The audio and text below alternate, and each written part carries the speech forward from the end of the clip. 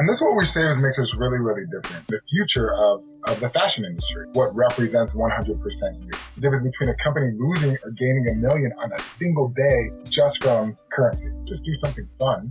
And I just brought a bag full of footballs. When it really becomes a company is when you start to have some of those uncomfortable moments.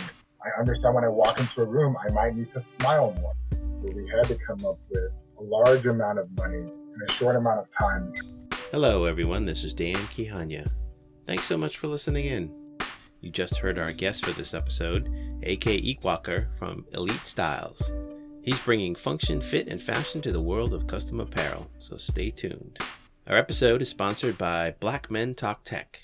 As always, if you are excited about what we are doing with Founders Unfound, you can find our podcast on Apple, Google, Spotify, SoundCloud, and Stitcher. And please follow us on Twitter @FoundersUnfound, or go to our website, foundersunfound.com, and sign up for our updates. And finally, don't forget to check out our new swag store with the Loyalist. If you're up for that Founders Unfound t-shirt or coffee mug, just hit the store link on our site. Now, on with the episode. Hope you enjoy.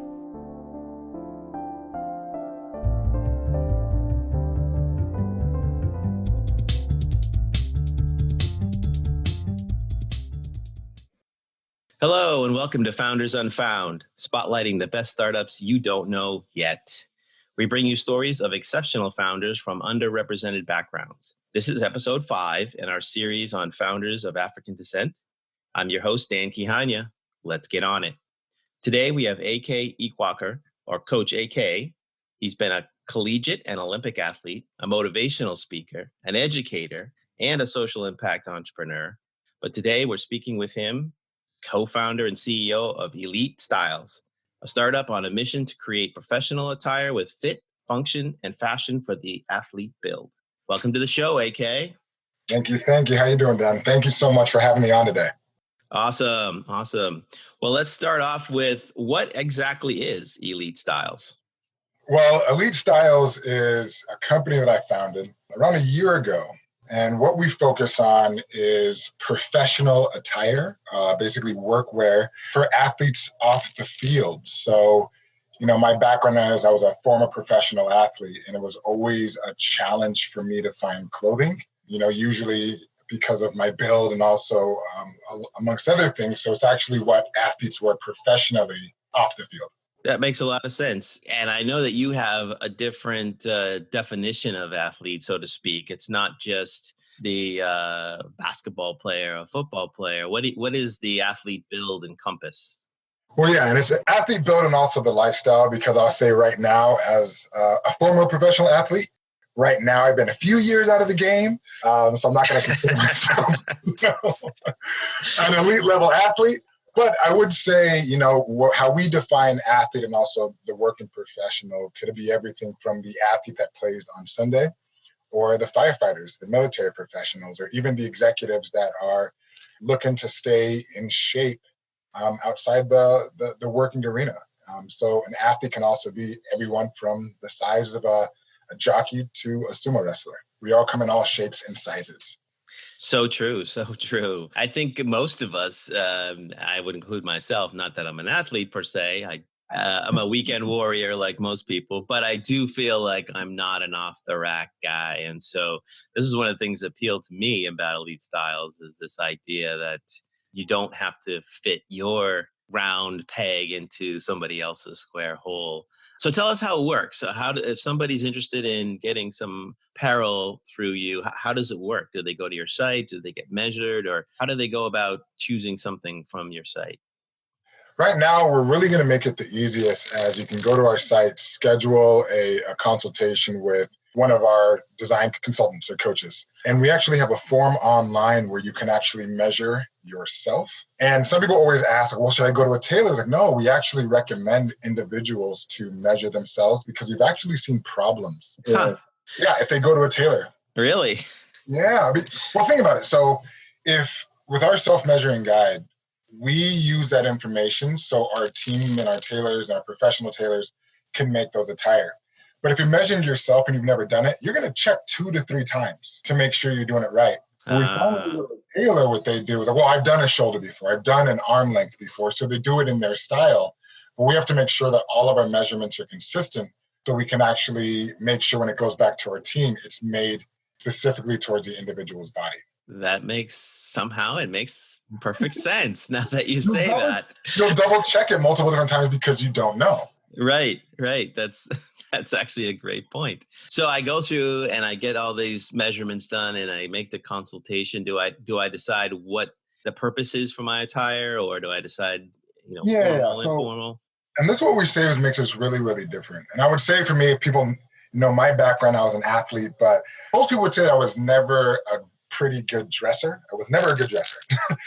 and the reason why, and I'm going to talk about why that all connects to what makes us different and actually our style and our process, is when I went to the store for my whole entire life, it was hard for me to find clothing. Now, I'm a 6'3", 220-pound individual athlete. And mind you, I'm the smallest person in my family of 6. What? Yeah, I'm a linebacker, and my brothers are large individuals. I'm a triplet too, so I have a twin brother and a twin sister. Oh my gosh, were they all athletes? Yeah, so me and my brother and my twin sister, we were a triplet. We all got college scholarships to run track and field in college. Oh my gosh. I continued to stay. My sister stayed, and then my brother also went into acting. And so my brother's actually an actor in Hollywood. He's done stuff with like Will Smith, all these other types of individuals. So if somebody says they've seen somebody like me, it's not me. I'm a Nigerian. My background, I'm Nigerian. We did not grow up small. We are big, boisterous individuals. But the reason I was saying is like we all grew, really big. And, when I went to the store and I tried to get a large shirt, it would fit my waist, but it would go up halfway up my sleeve. And so I would ask, I want an extra large shirt. And so I would get the extra large shirt. It would fit me like a bow. It would fit on my sleeves. But what ended up happening was I had to ask, let me just get the large, and I'd roll up my sleeves, and I would just say that was my fashion. And it wasn't really because it was my fashion, just happened to be the only way that I can find clothes that fit. Not too fun in the winter time. But so many people have this issue. It's not only they can find, difficulty finding clothing off the rack, but even if I did find a particular item off the rack, it might have only been in the colors that they had. It was just, okay, if it's a green shirt, let's say I wanted a blue one, they didn't have it. So I had to wait until it came into season. So one of the things we do is we make sure that everything's made to measure towards the individual's body.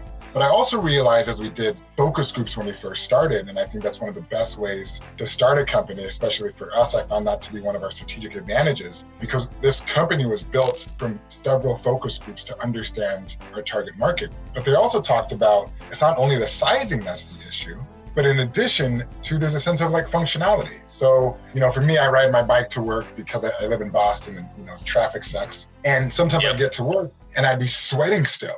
And on my shirts that I had beforehand, I'd have these sweat stains, these brown sweat stains on my collar. And I said, I don't want that anymore. And so we developed some fabrics on the shirt so you no longer get those brown sweat stains. Brilliant. Fabrics. Brilliant. That is awesome. I mean, I think most of my shirts, basically, they're on life support when I start seeing that nice sweat mark on the collar. And so anything that can deal with that is pretty innovative. That's awesome. So yeah, I would say, to touch on that is we're the only company in the world that allows people full control over the creative process. So everything's made to measure to your body. Second part is you can add a sense of functionality to it. The sweat guard collars, the stretchier fabrics. We have this new one that we put together. And, like I said, I'm a big family. Yeah. And my mom loves to cook. She's an amazing cook. And I remember coming home one day and had this particular shirt that I really, really loved. I loved it. And I went home, we had some good food. And I remember coming back and I wore that same shirt to a meeting with an executive. And I remember I was sitting there, and while we were talking, like every couple of seconds, he would look down and look me in the eyes and look down, then look back up and look down, look back up. I was like, what is he doing? Oh my. And I kind of glanced down for a second, and it was my buttons. They were spreading. They're like trying to hold on. I felt like the guy was worried that the buttons were hitting right in the forehead, right? It was like, they were holding on. That's funny. And that's probably one of those situations where he's like do I say something or do I don't know him that well? And just, I can't take my eyes off it. He's letting himself go. He's letting himself go. But I said, never again. And so we have these new shirts where you can actually, no matter if you gain weight or lose weight, and especially you have these athletes that are gaining weight and losing weight, and just non-athletes that have that same issue, where you don't have that button spread anymore. We have these hidden zippers where the pressure actually is on the zippers rather than the buttons. So no matter how you stand, no matter what you wear, you always have this perfect crease. So what we do is we focus on fit, making sure everything fits to your body, functionality, where you add functionality based on your needs, and then also style and fashion. We literally have unlimited styles. We can even create our own fabrics. I can even get your face printed on a jacket if need be. That's cool. And I love the fact that you're creating wardrobes that are flexible. I know that a lot of people have, their winter wardrobe, and then they have their summer wardrobe for when they're sort of feeling like they're in better shape. And then they have sort of that third level, which is sort of like, hit or miss, right? Where it's like, yeah, maybe that'll fit today and maybe next week it won't fit. So having this ability to have something that you're comfortable with, that you feel good about wearing, and the style, and it fits sort of the way you want it to, having those abilities to do adjustments again. This is the function part, which I think is pretty innovative. And maybe talk a little bit about how does this compare with if I was going to go to the department store or to, the clothing store and do things off the rack. How does this compare with that? Well, right now, in our beginning stages, we're a year in, the pricing is pretty standard. A shirt you can get for $105, pretty standard. But for us, you literally have creation over the whole entire process. Now, our suits start at $450. It can go all the way up to, over $1,000, depending on the customizable needs that you want. We are not bespoke. We are made to measure. So a bespoke is a multi-stage process, but for us, what makes us a little bit different is, if you know some of the other retailers out there, you have, we'll say, an Indochino, where they do have a lot of different styles, but we add the functionality pieces and also the functionality, the variability of the fabrics and also the style customizations. You have other companies that just focus on functionality. And what's actually beginning to come is, people have said it's like adaptive technology. So if you are a wounded warrior, if you've been in military, been wounded in the military, we can create things customizable for you. It might be a zippers on the pants for you to be able to get your pants on just a little bit easier in case something has happened. Nice. So we're still, we're in the beginning, we're still somewhat, we'll say, in the beginning stages, and because we believe that this is actually to be the future of the fashion industry, not wearing other people's brands, but rather your own. We don't want to tell you what's in style or what's in season, right? If you decide to have one sleeve blue and one sleeve gray, that's up to you. Like, why do we have to tell you what represents 100% you? That makes a lot of sense. And in this world of personalization and customization, it permeates our lives in every other place almost, right? I want the size that fits me, and I want the look that represents me, and I want the function that fits my lifestyle. And exactly. So that makes a lot of sense. So how long has the company been running? So the idea first came 2 years ago. I was actually doing some work in China. I was doing some consulting work, and I went by the fashion industry because my friend needed his suit tailored. And so he was getting his suit tailored and made, and I asked him and what he was doing. He said, well, I get this suit tailored, and I asked him how much it cost, and I was just dumbfounded by the price of it. And I remember looking to the right, and there was like these stacks of paper in this big fashion type mall. And the attendant said, that's actually individuals all over the world that come to us to get their clothing made. And see, for the first year though, me and my co-founder, who's actually an ex-Olympian and designer, we just use it for ourselves. It was just for us to find clothes. And then so it's really been over the past year, we've actually gone through the process of actually make it into a company and providing it to people from all across the world. And so can you share anything in terms of what you're learning from your initial orders and your initial customers? It's an ongoing process. It's like you're always learning. It's always.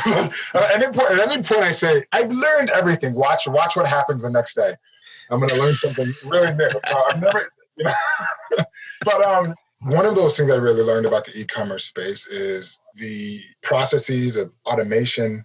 How do you scale, right? So for us, we're really in that beginning scaling mode of having, if one person orders or 1,000 people order, can we be able to handle that process? Right? Yeah. Well, maybe unpack that a little bit. What's so difficult about that? I imagine that a good number of our audience are like me, that I only know enough about the apparel business to be dangerous, but I don't really know how it works. What's so difficult about one piece versus 1,000? There's so many different people that are part of we'll say the customer supply chain. Now, because our product is so customizable, for the first year, a lot of our work is actually finding the supplies, building the relationships overseas that we're willing to make one-offs, meaning we're willing to make one shirt with this particular style for this one individual. Most people around the world will not do that. So we've been able to find two, one in Thailand, one in China, that's been able to do that. But that has been some growing pains, right? Because you have language barrier, they have different holidays, right? So there's things that you have to figure out that most of the times you wouldn't know. But, one of the things in our network is we have a lot of professional athletes that we know in our network. And some people would say, why haven't you done big time marketing campaigns? It's because we know that if one person is pushing our marketing messages out, we have to be able to supply 1 versus 100. And why is that important? It's because it's about, you don't want to create a whole bunch of backlogs. You want to be able to make sure that you are able to deliver in the same time frame. So for example, if somebody orders on a Monday, 100 people order on a Monday, the person that orders on a Tuesday doesn't care or even know about those orders the day before, but they still expect it to their door in 2 to 3 weeks. But the factory might say, like, we can't build that many, right? We can't make that many. So how are you able to accommodate all of these various different things that happen when a customer orders? Because you have to treat every single person as an individual. Makes total sense. And I imagine there's a lot of complexities around customs and currency exchanges, and not to mention all the stuff that's going on with this the trade war. So there's probably a lot of stuff that you didn't think you'd have to get to become an expert on, that it's been kind of thrown at you. No, that hasn't. I mean, as an expert, I realized one thing. We're not hit by the tariffs. We realized Trump is not going to tariff his own stuff. He sells ties and suits in China, so we know that's not going to be tariffed. Nice. Nice. That part hasn't affected us. I remember early on when we were doing our initial orders, and we had this particular order that we made. I think it was like 10 suits, and we got quoted from our suppliers at a particular price. And then the next week we reordered the same items, and it was a different price. I'm like, what's going on? We thought we were getting scammed. They're like, no, the currency changed. And at that moment, you realize, like, all of these different things that people are talking about on a daily basis, how it can actually affect businesses every day. Yeah. So for example, if that was 10 orders versus 1 million orders, that could have been the difference between a company losing or gaining 1 million on a single day just from currency. It sounds like you've spent a lot of time just trying to make sure that you have sort of good fit with the market and what the expectations and value for the customer is. So where do you go from here? But I'd say in terms of our traction, what we do have, we are cash positive. We are making revenues. We are making, a profit. In addition to, we have sports agents that are having conversations with us that are looking for athlete representation in terms of the clothing. We do have sign up conversations with firefighters and police officers as well. So we can also start fitting them. And then also, like I said, we also do have operations internationally to be able to buy it. And I would say the most important thing is that we physically can make any fabric. We can print our own fabric. We can do all the customizations we need, and we can be able to get it to the client store in roughly 2 to 3 weeks. So that's a lot of different traction. Now it's about doing the marketing efforts next. No, it makes a lot of sense. That's good stuff. So we're going to take a short break to hear from one of our sponsors. And we'll be back in a few moments with A.K. Ikwuakor from Elite Styles. Hey, I'm sure we've all had the experience of being the only person of color at a tech conference or on our tech team. Hey, this is Boris Moistin from Black Men Talk Tech. We built Black Men Talk Tech to create an authentic community for men of color. Our inaugural conference, Unicorn Ambition, is the only national tech conference which seeks to provide resources to Black men tech founders who are trying to turn their growing startups into unicorns. Our conference takes place in Miami, October 23rd and 24th. Investors and entrepreneurs from all over the country are flying in. People are signing up for our pitch competition already. Head over to blackmentalktech.com for more information and to secure your tickets.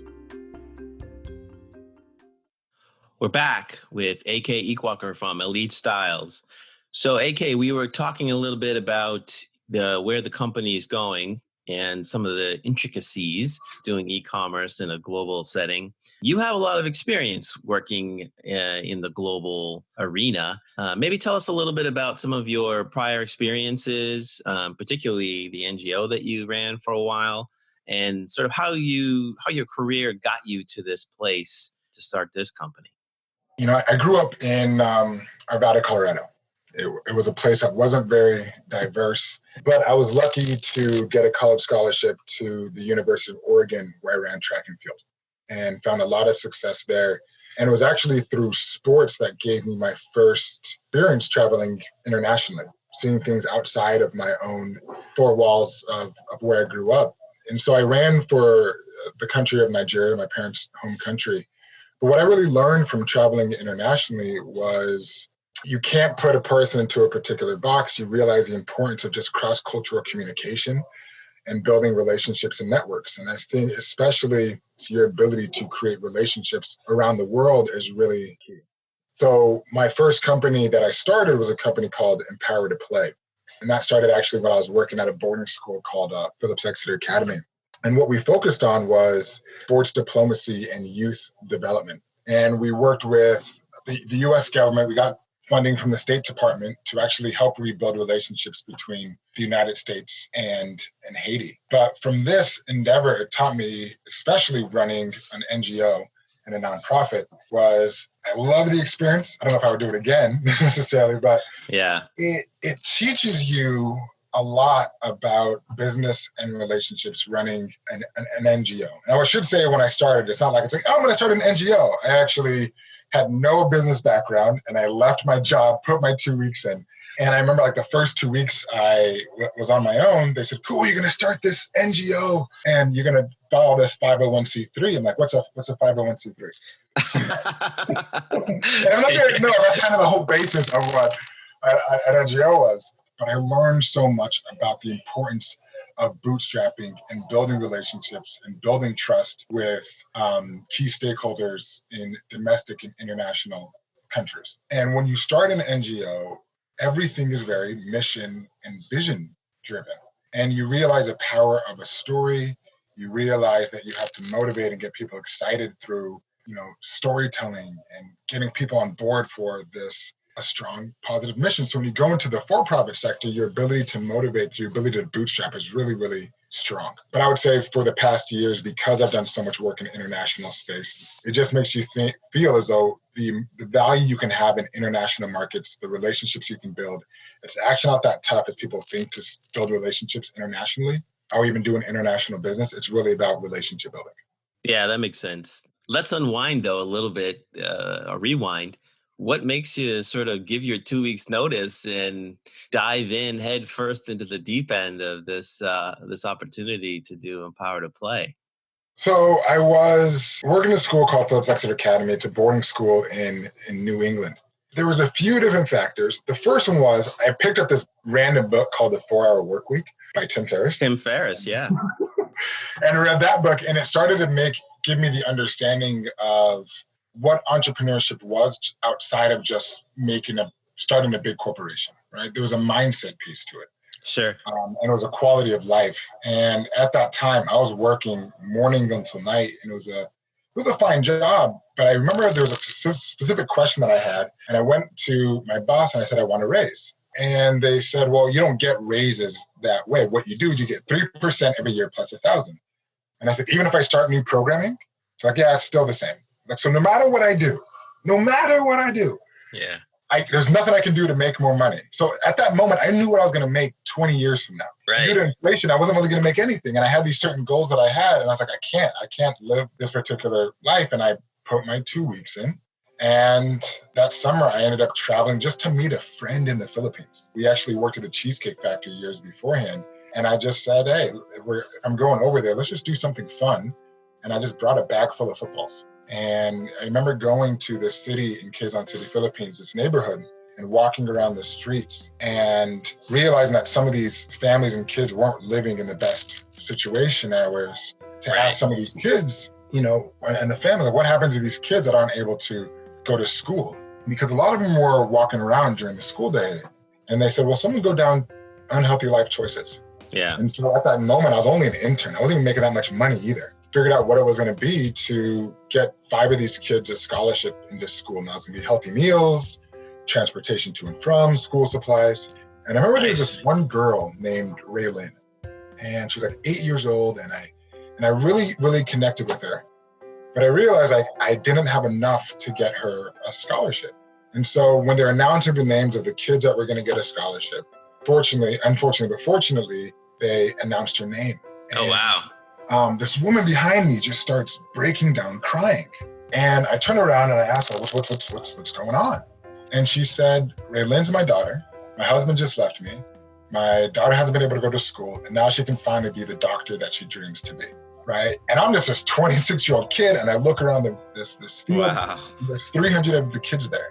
And I realized that by the time I left and came back, some of these kids may not have had that opportunity. So that's actually how my first company was born, because I needed resources and a team to be able to make that impact. Wow, that's moving. I can picture you and even put myself in that situation and say, oh my gosh, I've done some nonprofit work.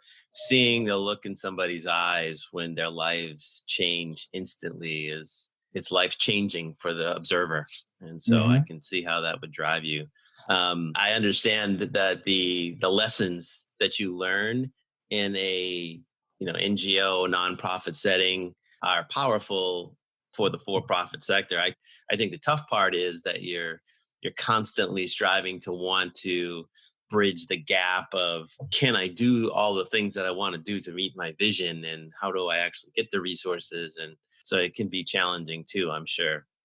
Yeah. And, because I didn't, go to school for it, it wasn't something that I was like, this is what I want to do from early on. A lot of it was learning on as we go. I had a team of 50 people from all over the world, a board, a team, funding from the State Department. We got this big opportunity to help rebuild relationships between, Haiti and the United States in 2016. But what a lot of people don't realize is what happens when I would go home.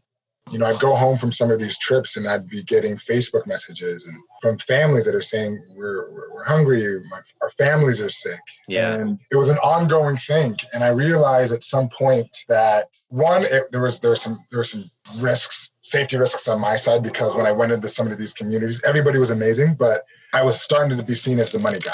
Right. In addition to, I remember in 2016, this was the reason, I don't do Imperative Play anymore, but it was 2016 and we were going to this place called Sisole, Haiti.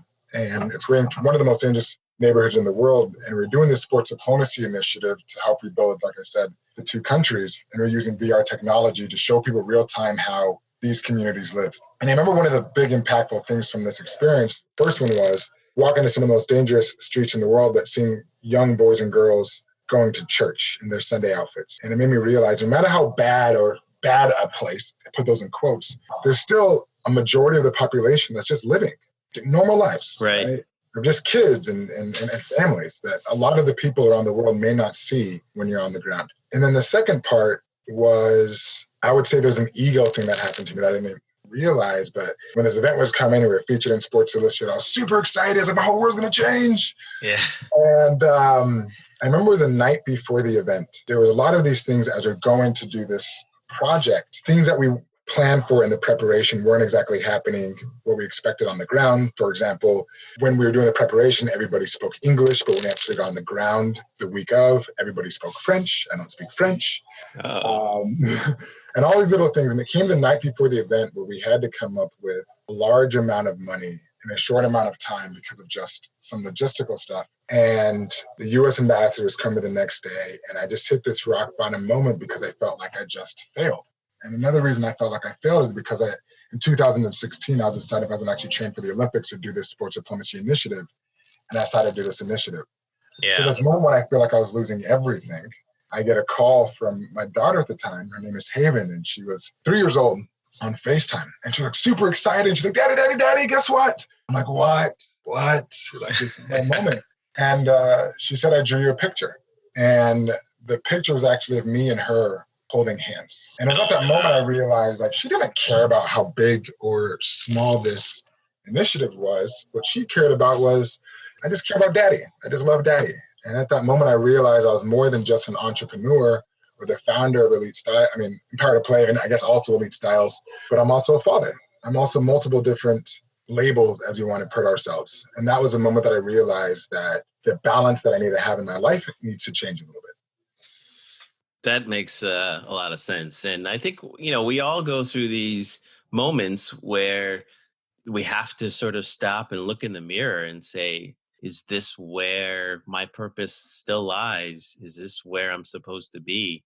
Because it's, as entrepreneurs, you definitely run into the situations of, peaks and valleys. And the challenge is there's no map that says when the next peak is coming. And so sometimes it feels like it's going on forever. And sometimes the peaks feel like they're too quick and fleeting, but it's hard to say, do I keep going sometimes? And so that's always a tough decision, right? About what is it that is going to be the right thing?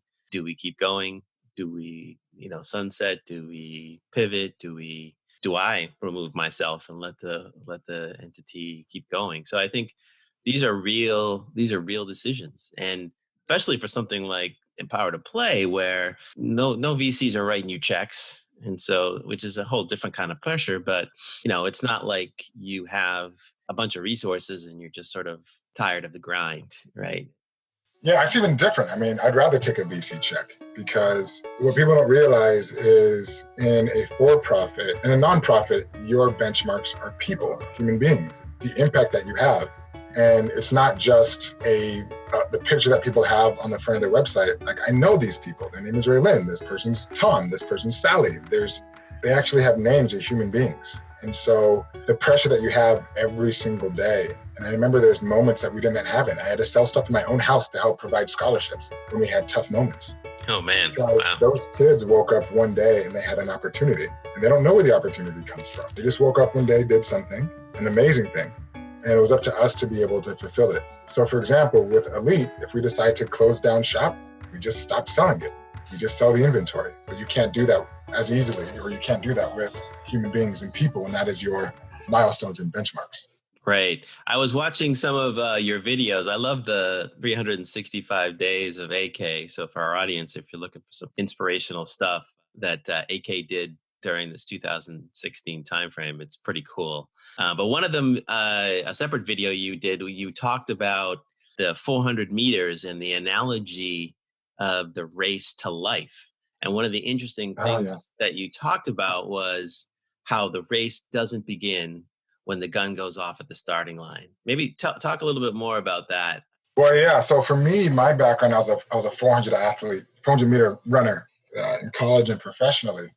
And I compared it to success in life. And most people think that when you're running a 400 meter dash, and that's one time around the track or a quarter mile, that the race starts when the gun goes off. And it's not when it starts. As a matter of fact, the first part is just getting out and just finding your rhythm, but the race actually starts 200 meters or halfway into the race. And that is when it actually starts to get uncomfortable. So for example, you might have this entrepreneur that says, I'm going to start this company. The company doesn't really start when you decide to file the EIN. Yes, it starts. Right. But when it really becomes a company is when you start to have some of those uncomfortable moments, when you had a presentation that you wanted to have, but somebody just didn't like it, or you realize that you got to make some really difficult decisions, or you realize you're just too tired to just move on. And that usually happens at the 200 meter mark. And so what people don't realize in the 400-meter dash, especially when they're coming down that home stretch, people think that people are surging ahead. And that's not what's happening. People aren't surging ahead for the last 100 meters. What's actually happening is that it's the one that's actually dying the least. Everybody's hurting, but it's the one that's willing to maintain form. The one that's able to say, even though it's hard, I'm still going to pick my feet up. Yeah. And that is what really happens. So it's really about success in life. It isn't about always being the first. It's about, are you willing to continue to go through the pain, the discomfort, the doubt, and be able to just to hold on as the other people next to you that still wanted the same begin to fall off. Yeah, I love that. I think that's such a profound metaphor. You know, I people have different opinions about Arnold Schwarzenegger, but when he talked about his Mr. Universe days, he talked about how when he would work out, he would not count reps until it started to hurt. He said, whatever I did before then didn't matter. So until I started to feel the pain and the burn, then I would start to count the number of reps I was doing. So it's a kind of a similar thing, I think, you're talking about. And I did team sports. I'm a big team sports fan. And I know you play football too. But I think there's something very unique about the individual athlete and the concept of being in your own head as much as the competitors being in your head. You know, I do this activity where, I travel around the world and I do speak, and I do this activity where I help people identify their whys and the number one driving factor. And mine is always about getting out of my own head. And sports, you realize this in so many different ways. And, talking even about the Arnold Schwarzenegger example is when that pain starts to set in, that's where the growth starts to happen. Totally. And the ability to continue to push. And even think about, even on the 100-meter dash, sports is about delayed gratification. You're gonna usually have more pain and be more uncomfortable and then come back stronger. But when you're on that line for the 100-meter dash, everybody has done similar training. Everybody wants to win and everybody thinks they're gonna win. But it is that mindset that comes in to say, I'm not, when that gun goes off, the gun doesn't go off when you're ready. The gun goes off at 8:03, whatever time it decides to go ready. Right. When the gun goes off, or when that, when the shot clock is going down, are you going to be the one that crumbles underneath that pressure? And the translation from sports into business or life or entrepreneurship is the same exact thing. I mean, it's the sense of the mindset where some people's like, how are you able to move through difficult situations? Like sometimes I quit, I do. Sometimes I'm like so tired I quit, and then all of a sudden I wake up in the middle of the night and an idea comes and I'm right back into it. Yeah. It's that mindset that's really going to be driving you through, that says, even when it's difficult, how can I change it? How can I have this growth mindset? How can I have this vision for the future? Whatever you need to do that puts one foot in front of the other is one of the most important traits that I think is about success and even growth, to be honest. And, you're my third athlete that I'm interviewing on the podcast who's been at the elite levels. And I see this crossover from that mentality into the startup realm, because you do go through these situations where I just got to keep moving forward. I've got to keep the momentum. And what does it take for me to do this thing for this week, for this month, for this day? And you do have to have a mindset of growth and learning. And this is the way I thought it was going to work, and it's not working that way. There are some things I can take and say, let's try this. And so in order to persevere, it's critical. And like you said, the idea of delayed gratification is so important, both for athletes and to some degree for startups. I mean, it's a long journey. The average, funded startup still takes 7 to 10 years to think about going public, and it can be maybe a little shorter if somebody's going to buy you. It'll take years potentially to get to profitable growth at scale. And so it's not a college course that you just have to sort of, grind through for a few months or a year. When you think about the course or even class in sports is one of those things that you get, it's delayed gratification, but you get instant feedback. Right. So if in entrepreneurship, you can think about it all day in your head. Like, how many people say have all of these ideas of the companies they can build, but it's the only ones that take that action. I'm only going to know if I'm going to make that shot if I take the shot. I'm only going to know if I'm in shape if I actually get on the race and run. So it's always this thing about delayed gratification, immediate response, and it teaches you who you're going to blame. I can't blame anybody else because I decided to stay up all night and not take care of my body. So there's a self-awareness piece. Yeah. Always ongoing with athletics, in practice and in competition. Absolutely. Well, let's dive more into that when we get back. We're going to take a short break, and we'll be back with AK Ikwuakor from Elite Styles right after this. Hey, I'm sure we've all had the experience of being the only person of color at a tech conference or on our tech team. Hey, this is Boris Moistin from Black Men Talk Tech. We've built Black Men Talk Tech to create an authentic community for men of color. Our inaugural conference, Unicorn Ambition, is the only national tech conference which seeks to provide resources to Black men tech founders who are trying to turn their growing startups into unicorns. Our conference takes place in Miami, October 23rd and 24th. Investors and entrepreneurs from all over the country are flying in. People are signing up for our pitch competition already. Head over to blackmentalktech.com for more information and to secure your tickets. We're back with AK Ikwuakor from Elite Styles, and we were talking about the athlete's journey and how it relates to preparing you essentially for the entrepreneurial roadmap. Let's talk a little bit about the Olympics and training for the Olympics. I think most of our audience doesn't have any insight into what is that like, and how do you make the decision to pursue that, and how do you do that, at least here in the US, where you can get support, but you're not paid to do it. So how did that journey begin for you? And tell us a little bit more about that. So for me, I went to the University of Oregon, ran track and field, and then my senior year, I decided to do something fun and try some football. That ended amazing with a torn ACL. Oh, ouch. I tore my ACL, and I just hated sports. I hated it, especially because at the end, I felt like I was just a number. And so at this moment, I had a torn ACL, and I hated sports so much, I told the doctors I didn't even want to get it repaired because I didn't want to play anymore. I was that. Really? Wow. So it's crazy to think I do sports now when this is what was happening, 10 years ago. And what ended up happening was because I wasn't working out and I had this knee issue, I ended up gaining 40 pounds. I was like 260, and I ran at 195 pounds, 200 pounds. So I gained 40 to 50 pounds in several months because I was still eating like a football player. And so I remember I ended up going, after I graduated from college, going to Rarotonga. It's an island off New Zealand with my girlfriend at the time. And while I was there, one of the individuals that was with us, he heard about my story and he says, "Have you ever thought about training for the Olympics?" And I said, "Well, this physique you see right now isn't exactly the build." I was like, should have caught me like a year ago. But that conversation really stuck with me. It actually happened to be that individual actually ended up being an Olympic swimmer the following Olympics. And that conversation stuck with me. That I actually moved back to Oregon, Portland, Oregon, and going through 6 hours of rehab surgery. So I was training 6 hours a day.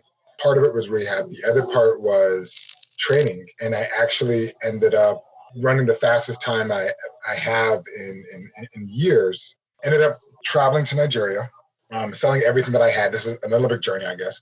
I ended up actually selling everything that I had because I needed to move down to California for competitions, because the only competitions that were happening in Oregon were long distance events. So all I had on my back was everything that I could just fit in my Dodge Neon at the time, and I was crashing on a friend's couch. Wow. Yeah, and so the next day or a week later, I fly out to Nigeria to do the Olympic trials. And this is my first really international trip. It was like a 24-hour trip. And the day that I get in, representative, one of the delegates comes up to me and he says, "Hey, you know that a whole Olympic trials that are happening in a week? We're actually going to decide we're going to do it tomorrow." Uh-oh. And I'm like, "What? I've been traveling for like 24 hours. And they said, what you have to do is you have to get top 4. I'm like, what? So my first international trip. And so I remember the next day getting on the ground, getting onto the track, warming up, the gun going off. And I remember crossing the finish line and I get 3rd place. And it's like, oh my goodness, I'm going to the Olympic Games. I remember I was on the plane. Yeah. Super excited. And I don't know, I was watching a movie called like August Rush. It was a sad movie. I don't know if I was crying because of the movie or crying because of something. I just was super excited. Yeah. Tell my whole family, my friends, this is the Nigerian Olympic team, this lifelong journey. And so there was this situation, I was in Egypt and we had to do this qualifying meet. And one of the things when I was traveling, I never drank the water. They said, don't drink the water, drink the water. But I was tired of drinking warm water. And so I remember going to the bar and asking, said, can I just get a cold glass of water? Just a cold glass of water with ice. And what ended up happening was I drank that water. In the middle of the night, I started to get a little bit of a rumbly tummy, if you can say. Yeah. Oh, I know where the story's going. Yeah. Wasn't feeling well. I got sick. And I remember going back to Nigeria after just being extremely dehydrated and just sick. I remember getting to my room and a knock comes on my door and it's the same delegate. And they said, you know, that whole Olympic trials we did a week ago, that race, we decided we're going to redo it and do it tomorrow. Oh my gosh. And I'm like, what? But I was like, I can do it again. But instead of having athletes that qualified beforehand in 2 rounds and that pre-qualified, they now did an open casting for the whole country. So instead of being 2 heats, it now turned into 43 heats. Oh my God. Now, if I'm sitting in your shoes, I'm starting to think, okay, there's a conspiracy theory here. There's something going on with, people trying to make sure that I just don't get this chance. Yeah. And so, as you know, I made it through the first round. I made it through the second round. And 3rd round, just being sick, I didn't make it through. So having that feeling of making the Olympics, telling the families, my family, my friends, and my coaches, to then 2 weeks later, watching it at home, the opening ceremonies at home on the television. Wow. Brutal. How does one step up and come back from that? You know, when I have that story of hitting that rock bottom with the Olympics, and when I talk about even the story with Empower to Play, so that story in 2016, when I had the story of that second chance to qualify for the Olympics or do the sports diplomacy mission, that's what I was missing, that second chance at the Olympics, but I chose to do this impact mission. So when you lost that as well, in a way, what I actually realized is what actually found me, was that I realized like how many of my friends and even my co-founder, he made the Olympics the first year and he thought he had that day after situation. Like, I got the Olympics, and he woke up the next day and he's like, well, the world didn't change. Right. Like, what happened? Like, right, I thought all this stuff was going to happen. It didn't happen. So what did he do? He went and got a second Olympics. Oh my. And woke up, he's a 2-time Olympian, woke up, same thing happened. And there's so many of these individuals that are always chasing. And it's not bad, but they have this day after effect. Right. And I realize in some capacity how many times that if I did get the Olympics, yes, it would have been helpful. But I remember how many conversations I was having, like, well, I can't reach out to Nike until I become an Olympian. I can't do this until I become an Olympian. I can't do this until I get on the cover of this. And I realized that it was actually holding me back from doing a lot of the things that I wanted to do. Yeah, I mean, when it comes right down to it, right? It's about what's my brother has this great saying that he pins to his mirror that says, my purpose in the world is where my passion meets the world's needs. Mm-hmm. And that isn't always about making money. It isn't always about even doing some of the things you're really good at. I mean, I'm a pretty good dishwasher, but and I do that at my house. But I don't endeavor to be. I don't think that's the best way for me to serve the world, is to do that professionally, for instance, right? So I think a lot of people go through this, like you said, they're chasing something or some things or some status or some financial snapshot they think they should be at, some accolades through professional work. And if they don't have that alignment around passion and what the world needs, then there's always that thing that's sort of tugging at them. And every time they have a setback there, then it's magnified, because Yep. then you're feeling it. It's like, yes, I'm left-handed, right? So if you make me right-handed, I'll try really hard. But as soon as I can't do it that well, or I can't throw, or I can't, it's going to hurt me more, because I know that I'm naturally left-handed and I need to be using my left hand, and yet I'm not. And so I think a lot of people go through, hopefully they go through that sort of epiphany around, okay, what am I really supposed to do? And it's not like the things that you do in the past are irrelevant or they were a mistake, because they lead you to that conclusion or that epiphany. But it helps to sort of have that sort of introspection. And that's really big in the entrepreneurship journey, because you're always going through that introspection, right? Whenever you start a company, there's always probably somebody that's saying to you, well, hasn't somebody started that? Like, who do you think you are? Right. And you always have, and most of those thoughts and those experiences sometimes happen when you're all by yourself. And so there's that deep reflection that always is happening. Like, why am I doing what I'm doing? And am I going to get lost in the process? I remember I was having a conversation. I do a lot of speaking engagements, meeting with, athletes and CEOs. And how many times I've had a conversation with them and their companies own them. Yeah. In a way, emotionally. And I remember I was having a conversation with somebody at Lyft, he was high up. I said, what do I do if I told you that Lyft sucks?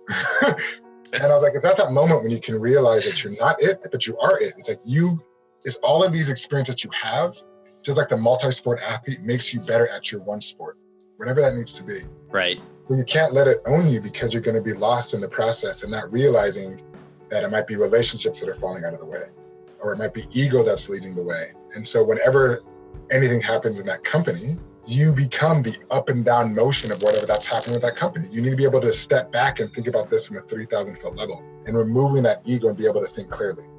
That makes so much sense. Man, you're deep. You are deep, brother.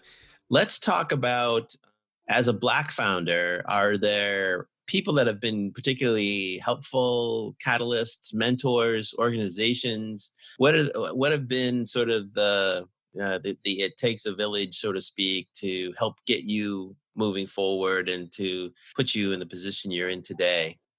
I've had so many mentors, and I don't like to always use the word mentors, because I've gotten so much knowledge, so much thought-provoking support in so many different ways. I see the world and every single person in it as a learning opportunity. I can learn about happiness from somebody that's homeless. I can learn about success from, somebody that's lost everything and had everything, So I would say people that have really been influential, though, when it first started, were books. When I was working in the boarding school, and there wasn't other entrepreneurs around me. So the books and the videos and all those that I would watch, that would be those initial mentors. I would say family has really been a big support. I would say other entrepreneurs. It's hard for me to say one person. I would even say some of my enemies have been some really big mentors about how not to treat other people. It's a reflective process, because I believe the growth of your company is going to come to your individual growth as an individual. And you have to be able to take feedback from anybody.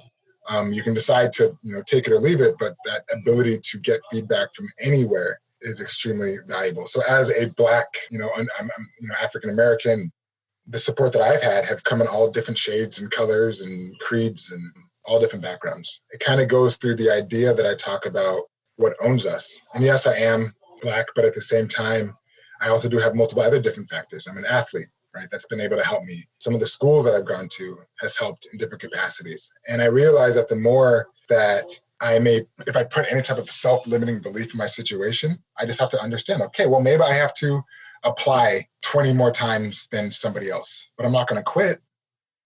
My vision is much stronger. It also comes to understand, where can I use my strengths and my weaknesses together? I understand when I walk into a room, I might need to smile more. I may need to introduce myself as an athlete, because to me, they may see that as less intimidating.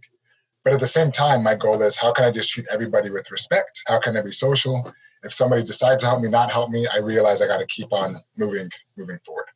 Yeah, that's a great philosophy. I think that, there is sort of this double-mindedness sometimes about, how do I celebrate who I am? But at the same time, how do I choose when it's appropriate to magnify that, and when it's not as pertinent. And like you said, I mean, when you walk in the room as an athlete, people look at you, right? And I'm sure, in this corner of their eye, they're thinking that person was probably doing something, if they're not today, that's at a high level athletically. That journey has helped to define you, but that label doesn't define you, right? It's you're a businessman, you're a motivational speaker, you're an entrepreneur, right? And so you're not fit into this one box. And I know as African American founders, I've had discussions with folks who have sort of different perspectives on how to handle that. Sometimes they want to sort of deal with the elephant in the room and just sort of either double down on it or address it, and then others are sort of, hey, I'm an entrepreneur. That's the above the fold tagline, and I'm going to show through what other entrepreneurs do to prove, sort of that I'm onto something and that what I'm building is value. So I think it's really interesting to explore how where we come from leads us to a place where we can have a perspective and be intentional about how we think about it. Even if it is in a way that we think, okay, I have to be selective about how I do this. That's everybody, isn't it? So I don't talk to my mom the same way I talk to my best friend, right? Or joking. So it is when it's a company, you realize that you represent more than just yourself. And so you have to remove your own ego because you represent the livelihoods of other individuals. And my goal is to run a clothing company. My goal is to run a sports diplomacy company. And I'm not saying, and I don't say that I'm not, obviously when people see me, they see I'm a Black male, but I also do a lot of work within the community, right? I see myself as in all of us, we have a toolbox and we have so many different tools. And when a situation arises, what tool do I need to bring out of the box to get to the specific solution or end goal that I need? And that's how I usually look at a lot of these different things as I'm moving forward, is what tool is needed for this particular situation. I'm in a boardroom. Do I need to talk about this particular topic, or should I have some restraint and maybe take that individual and have that side conversation one-on-one instead of being whatever it needs to be in that particular conversation? It just has to be understanding when I need to do things and not fighting every battle at every single time, but also understanding that I'm representing more than just myself. A lot of wisdom there. You are definitely wise beyond your years, AK. Let's wrap up, and maybe you can tell the audience how they could find out more about Elite Styles, or is there ways to get a hold of you or follow what you're doing?